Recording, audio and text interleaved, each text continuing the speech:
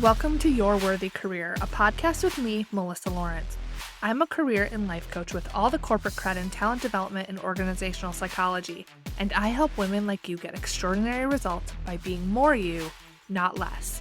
I won't just help you have a career experience worthy of you, but I will help you build your self-worth to shift what you think is possible and take the action that will create the career you've always wanted.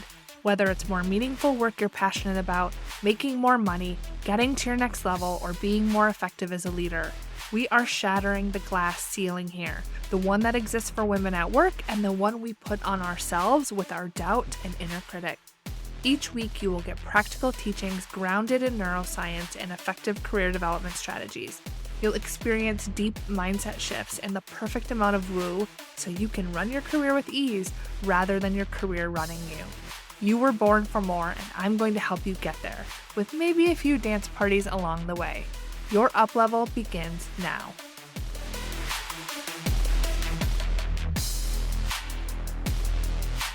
Hello and welcome to this week's episode of the podcast.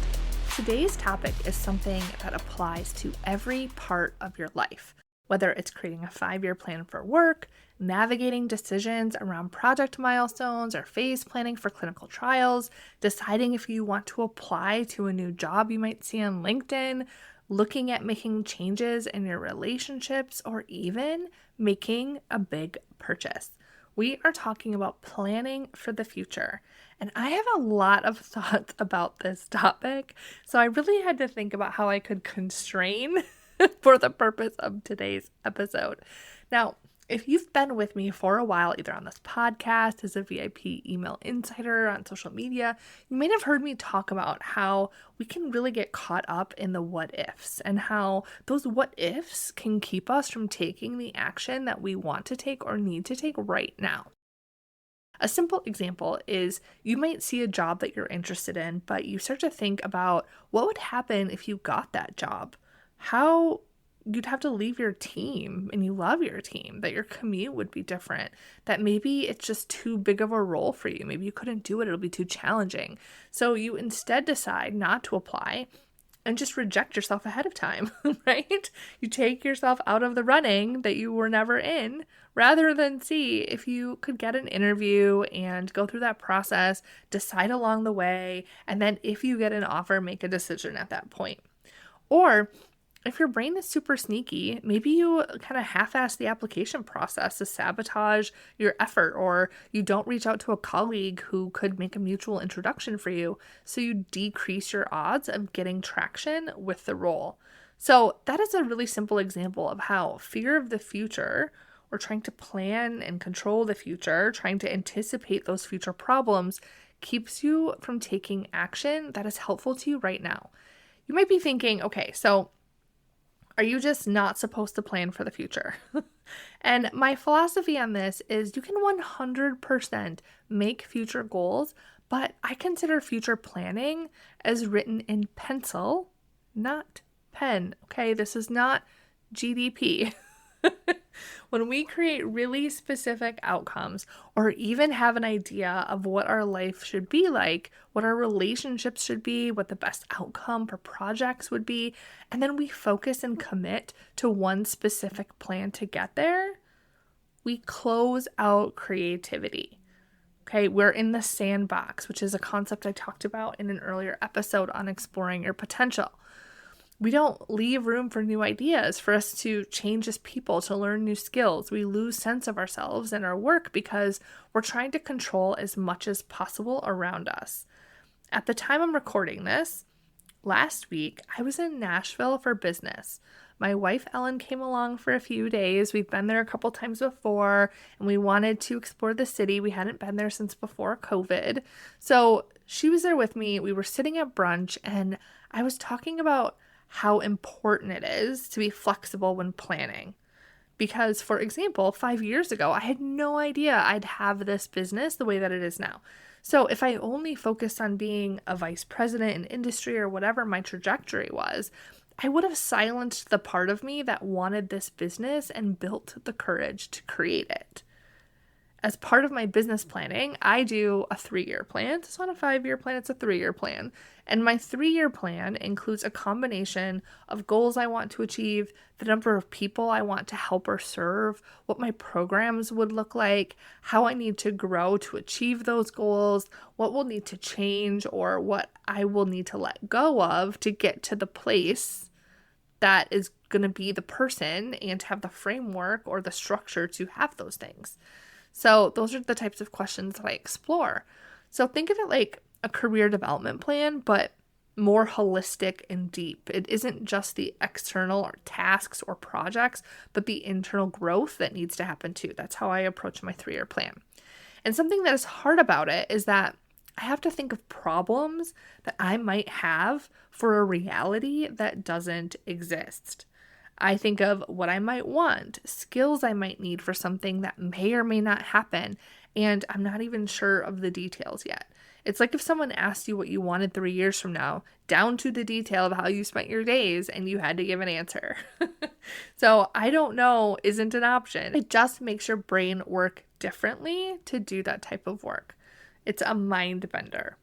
Now, when I was working on my 3-year plan that I review and edit every 6 months, it occurred to me why it's so hard to do. I'm trying to be perfect at it. I'm trying to anticipate everything with information I don't have and then make a plan. But then when things don't happen that way, I'm disappointed and think I did the plan wrong.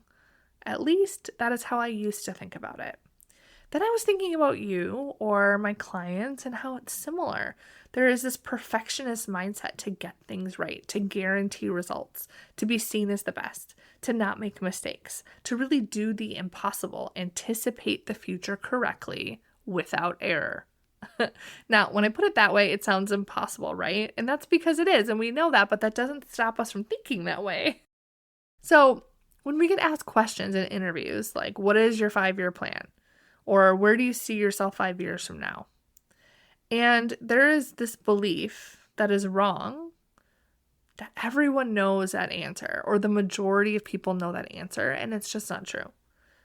And then it puts so much pressure on you to know the answer. But here's the thing.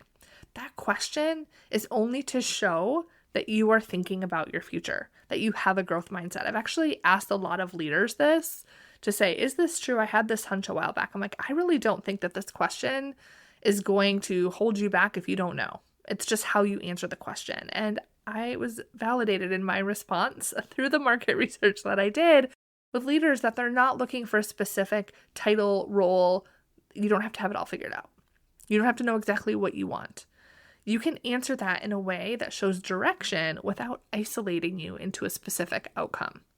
This is what some of my clients do too. They will want to anticipate the future and control all possible outcomes so that they feel prepared.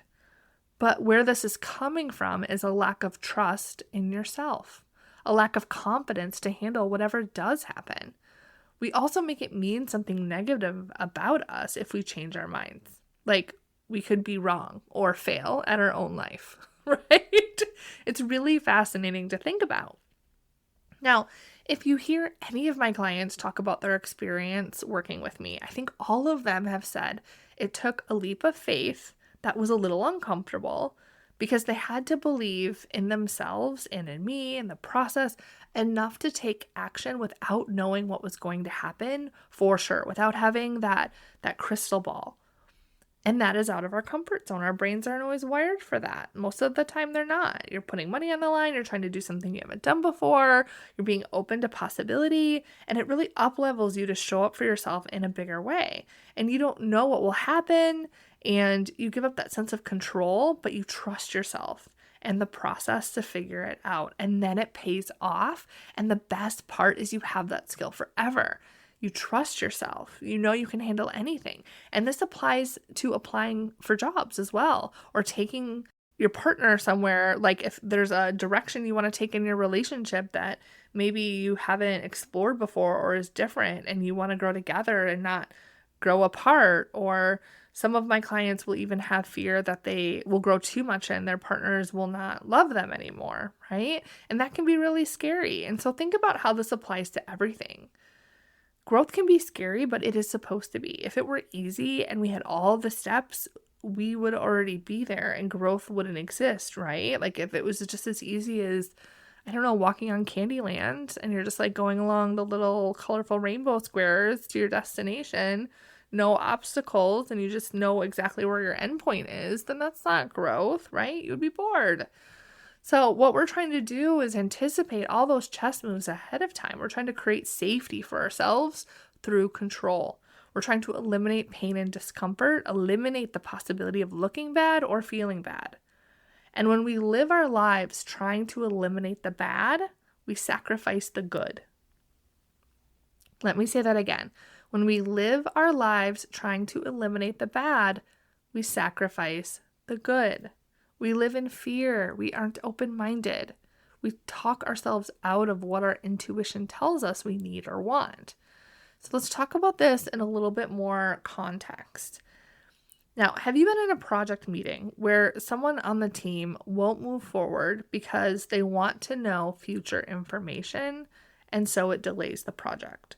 Or maybe you worked so hard for where you are right now in your career, you've put so much into your education, and so the idea of exploring something else is scary because you don't know what the outcome is going to be, and like, what if it wasn't worth it, right?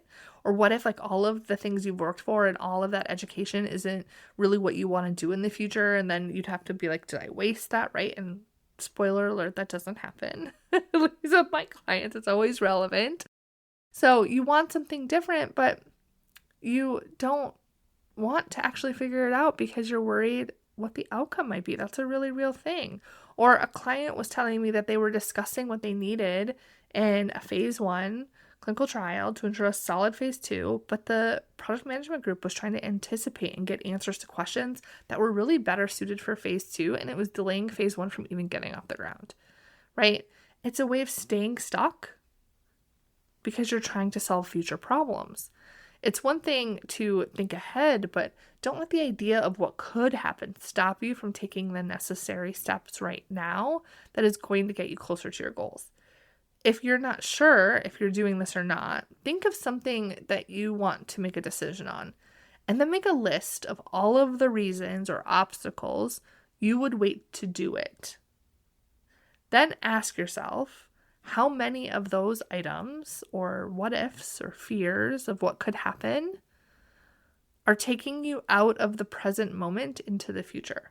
How many of those items would go away if you trusted yourself right now to handle anything, to get whatever it is you needed? It could be a really interesting exercise for you to try. Now, when it comes to career planning, it's okay that you can't see everything right now. It's okay that the puzzle pieces aren't coming together. You don't have to see it exactly right now. You can try fantasizing about what you would like to have from an impact perspective, the problems you see yourself facing, the type of work environment that you want to have. Those 3 things can help you get some idea of a direction, enough that you can start researching or be able to talk about it a little bit. But no matter what it is, when you're thinking about planning your future, let go of the reins of control. The best thing you can do right now is to think about the right now. Are you happy? Are your projects moving forward? What can be improved? Do you have the relationships you want? What would you do differently? If you aren't happy, make a change. Take a step. Figure out what needs to change, just one step at a time. Now, when I work with my clients, we figure out their dream role, exactly what it is, and I help them get it. They know exactly what they need right now and for the foreseeable future, but they also know that 5 years from now, their skills and interests may be different, but they will have the skills and process now to make the pivot they want to in the future. It's freedom, right? Like, how freeing is that to know you're in the right place, to know exactly what it is that you want in your role, the impact that you want to make, and to know that you can always figure that out now. If you do know what you want, go after it and trust yourself to figure it out. There is value in things going off plan. My whole career is off plan. But I'm also exactly where I want to be.